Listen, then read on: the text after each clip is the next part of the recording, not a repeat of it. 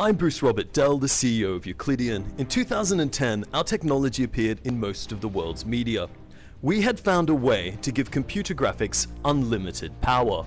Basically, computer graphics today are made of these little flat shapes called polygons, and a lot of big companies spend a lot of money trying to have more of these little flat shapes so your graphics will look better and everything won't be quite so angular.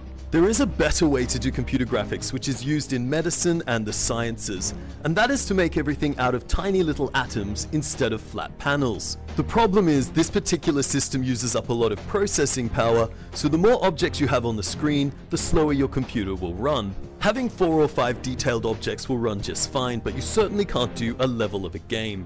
We got a lot of attention because we made the claim that we could run unlimited little 3D atoms in real time. To understand this claim, you need to consider the state of the industry. There's lots of large companies that are pouring billions of dollars into trying to increase the polygon count. At present, they seem to be able to increase it by about 25% a year.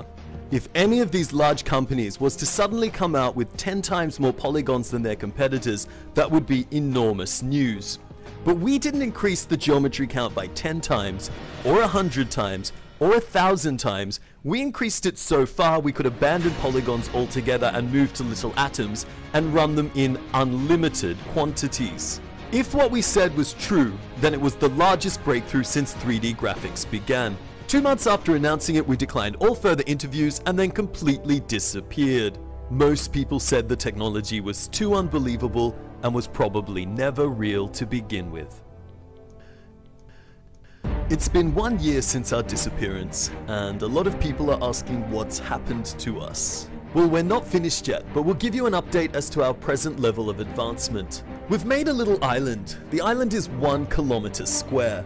This island is made of 21,062,352,435,000 polygons. In the graphics industry, everyone's used to using polygons, so we thought we'd build a polygon converter.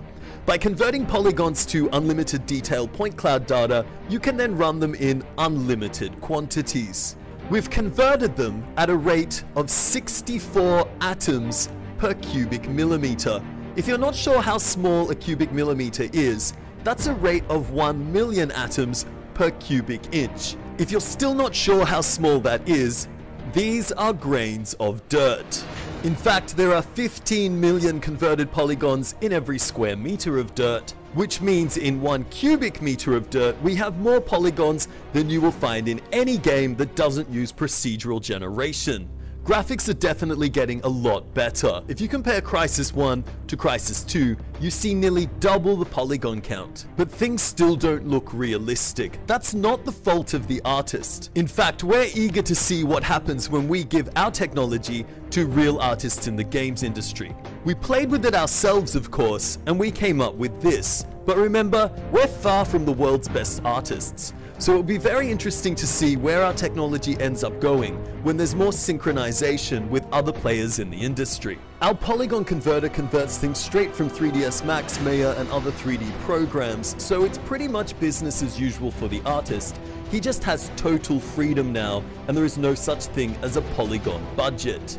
Polygon counts are pretty low today in games. If we look at things like palm trees and then compare them to, say, a palm tree made with unlimited detail, our technology, we can see that the polygon budget was pretty restricted. So by removing that burden from artists' lives, I'm sure we'll make a few friends. As for our supporters who play games, your graphics are about to get better. Better by a factor of about 100,000 times.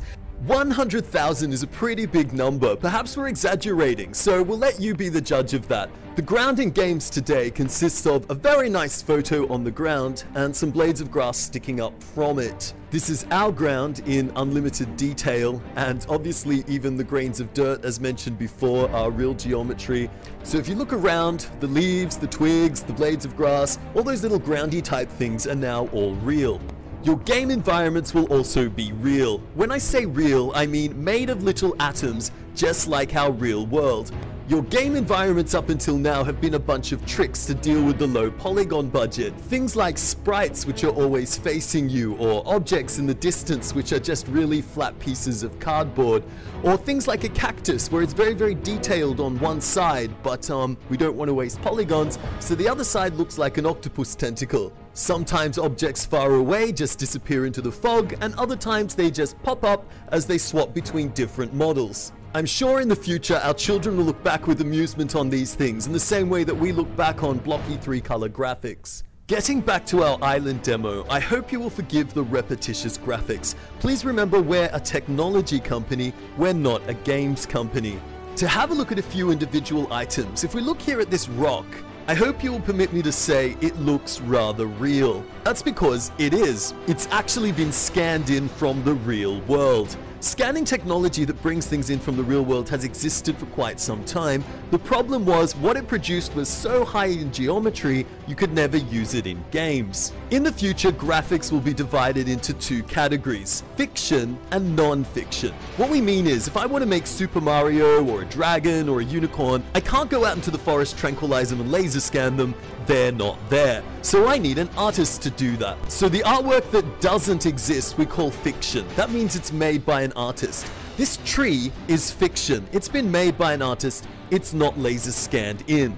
The rock, on the other hand, is non-fiction, and the cactus is a hybrid of the two. To make this cactus, we didn't have any cactuses that looked this way in our little part of Australia. The cactuses that we had weren't quite as interesting. So we took the pieces of them, we twirled them around to make circles, and then we added some dry leaves on top, which we changed the color of. If we were a little bit more creative, we would have taken the wings of a swan and put them on a tiger, but we didn't think of that at the time. This island demonstration shows our present level of technology, but that level is far from complete.